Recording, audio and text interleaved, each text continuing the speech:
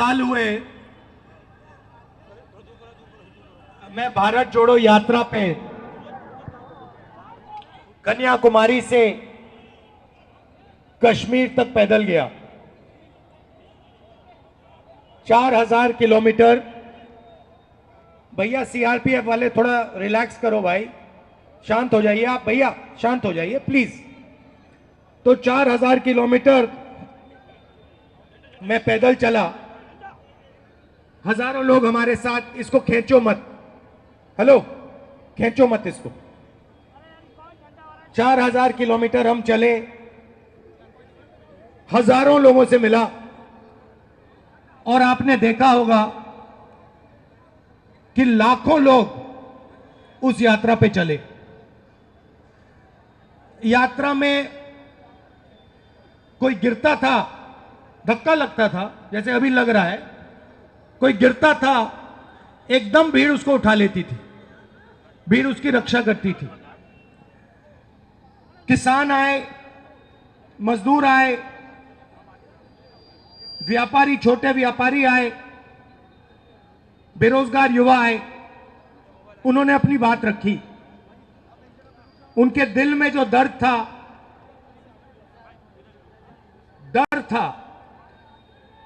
उसके बारे में उन्होंने मुझसे अकेले मिलकर, क्योंकि होता क्या था, बड़ी सी भीड़ थी, भीड़ के बीच में मैं चल रहा था और मेरे चारों तरफ थोड़ी जगह होती थी, तो उसमें लोग आ जाते थे, जैसे आजकल हम यहां जीप में कर रहे हैं। तो आते थे और कहते थे, छोटे व्यापारी कहते थे, हमें डर लगता है, कल का नहीं पता क्या हो जाए। ऐसा माहौल बन गया है।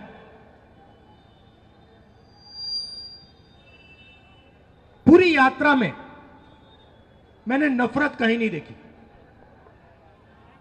बीजेपी के लोग भी आते थे,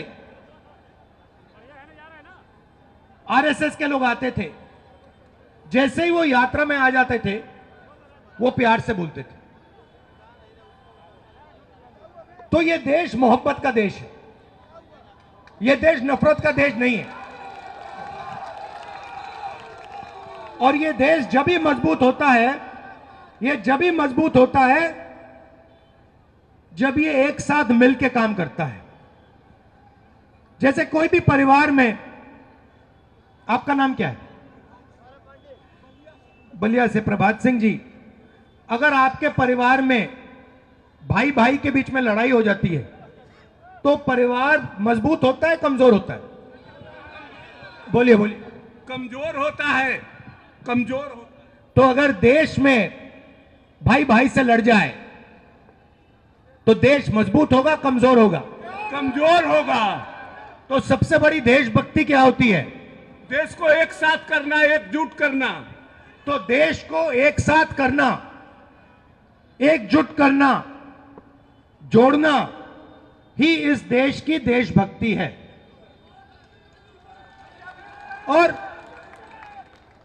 और सुनिए, देखिए, अजीब सी बात थी इस देश की, मैं आपको शक्ति बताना चाहता हूं। जैसे अभी मैं यहां आया,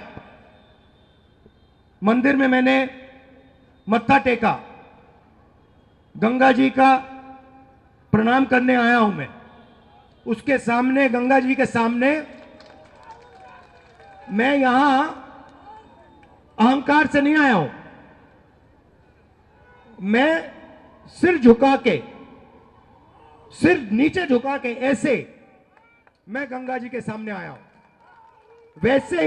वैसे ही जब मैं भारत जोड़ो यात्रा पे चल रहा था, मैं सिर झुका के, जो भी मेरे सामने आता था, मैंने अपनी टीम को कह दिया, आप इनसे पूछिए। भारत जोड़ो यात्रा से पहले इन्होंने मुझे पूछा, राहुल जी हमें करना क्या है? मैंने उनको कहा, देखो यात्रा में बहुत सारे लोग मुझे मिलने आएंगे, गरीब लोग आएंगे, अमीर लोग आएंगे, सब के सब लोग आएंगे, सब बोलेंगे। जो भी आएगा उसे ऐसा लगना चाहिए कि मैं अपने घर आया हूं, अपने भाई से मिलने आया हूं, और प्यार से उसको अंदर उसकी मुलाकात होनी चाहिए और प्यार से वो बाहर जाए। तो जब हम ये कर रहे थे, सुनिए, बे शांत हो जाए, जब हम ये कर रहे थे, अरे भाई आ रहा हूं, नाम क्या है तुम्हारा? हाँ, राहुल है नाम तुम्हारा? नाम राहुल है? आ जाओ ऊपर, आ जाओ, आ जाओ, आ जाओ ऊपर, आ जाओ राहुल। तो जब हम चल रहे थे हमें कोई थकान ही नहीं हुई। सुबह 6 बजे शुरू, शाम के 7 बजे खत्म होती थी, 12 घंटे चलते रहे, कोई थकान नहीं।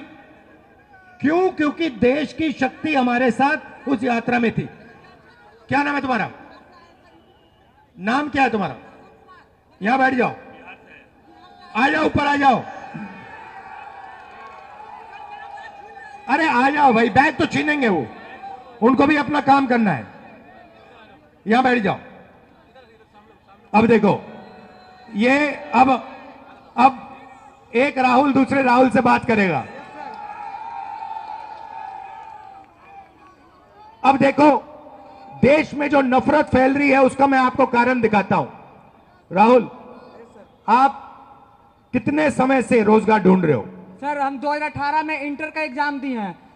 मगध यूनिवर्सिटी में 5 साल में 3 साल का ग्रेजुएशन 5 साल में करवाया, अभी तक भटक रहा हूँ। और यूपी पुलिस का एग्जाम देने आया हूँ। यूपी में 65 लाख यहाँ का फॉर्म गया है, सीट है मात्र 60,000। एएलपी में वैकेंसी आया मात्र 5600, सीट खाली है अभी वैकेंट में 80,000। सारे बेरोजगार छीन रहे हैं हम लोग को। हम लोग छात्र पढ़ रहे हैं 20 साल से, क्या करेंगे आगे? अच्छा एक बात बताओ, तुमने कॉलेज गए, यूनिवर्सिटी गए? यस सर, ग्रेजुएशन है, अभी पीजी कर रहा हूँ मगध यूनिवर्सिटी से। अच्छा, आपने इसमें कितना पैसा डाला है? क्या सर? मगध यूनिवर्सिटी कितना खर्चा किया पढ़ने में, पढ़ाई में? शुरुआत से लेकर आज तक कितना पैसा दिया आपने? पटना में पापा ने, आपके पापा ने? शुरुआत से तो काउंट ही नहीं कर सकते हैं सर। 5 साल से तो पटना में रह रहे हैं। मगर कितना? 5,000 लगता है वहाँ सिर्फ रहने खाने में, कोचिंग छोड़कर। तो कितने रुपए लगा दिए आपने इसमें? बहुत क्या, 5 से 10 लाख रुपए। ऐसे एक भाई है, हम तो ऐसे ऐसे हमारे जैसे कितने लोग हैं। एक अगर हम एक ही भाई थोड़ी है ना सर, घर में बहुत सारे लोग पढ़ने वाले रहते हैं। तो आपने 2-3 लाख रुपए तो लगा दिए होंगे इसमें? उससे ज्यादा, उससे 5 गुना ज्यादा। 10 लाख रुपए लगा दिए होंगे? हम आराम से, अभी बचपन से आराम से हो गया। तो आपने 10 लाख रुपए रोजगार पाने के लिए लगाए थे? Yes sir. और अब आपको पता लगा कि 10 लाख रुपए प्राइवेट कॉलेजेस ने, यूनिवर्सिटी ने आपकी जेब से निकाल लिए और रोजगार नहीं मिल रहा है? नहीं मिल रहा है। नहीं मिल रहा। आपको क्या लगता है कितने सालों में मिलेगा आपको रोजगार? एक दिल की बात बताना चाहता हूं सर। जैसे पहले, आज के 1 से 2 साल पहले, आपके भारत न्याय जोड़ो के यात्रा के पहले कांग्रेस को लोग विलुप्त मान चुका था। आपने, हम कांग्रेस के कार्यकर्ता नहीं हुआ, मैं इस देश का छात्र हूं, तो उस देश के नाते बोलना चाहता हूं। आज के 1 से 2 साल पहले कांग्रेस को लोग हल्के में ले रहे थे, क्योंकि बीजेपी का मुकाबला नहीं सब कर सकता था। लेकिन उसके बाद जैसे आपकी भारत जाए जोड़ो की यात्रा स्टार्ट हुई है, लोग आपको मैच्योरिटी से, गंभीरता से लेते हैं। नहीं सुनो, वो सब ठीक है, मगर अभी हम बेरोजगारी की बात कर रहे हैं। हाँ, तो आपसे उम्मीद, पूरा बात सुनिए ना सर। आपसे पूरा लोगों को उम्मीद है, बिहार के पूरा लोगों को उम्मीद आपसे। हम जहां तक हम सुन के पाते हैं, आपसे इस बार के इलेक्शन में पूरा उम्मीद है और चाहते हैं नरेंद्र मोदी की सरकार बदले और छात्र बेरोजगारों को हित। अच्छा, अब एक बात बताओ, आपको नोटबंदी से फायदा हुआ? नहीं सर, कोई फायदा नहीं हुआ। नोटबंदी से क्या फायदा होगा हमें? अच्छा, अच्छा, थैंक यू ब्रदर, धन्यवाद। अच्छा, नोटबंदी से यहाँ किसी को फायदा हुआ?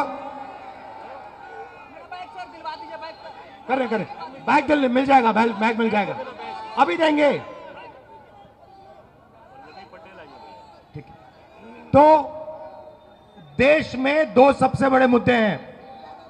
कौन से मुद्दे हैं? बेरोजगारी और दूसरा बेरोजगारी। और अब जहां भी देखो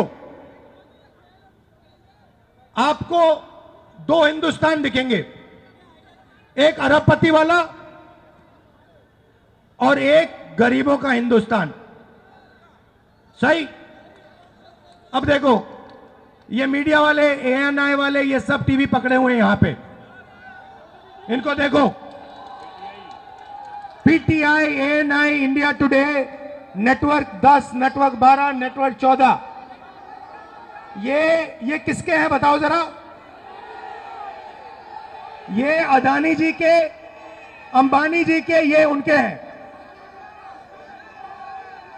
अब ये इनका ये किसान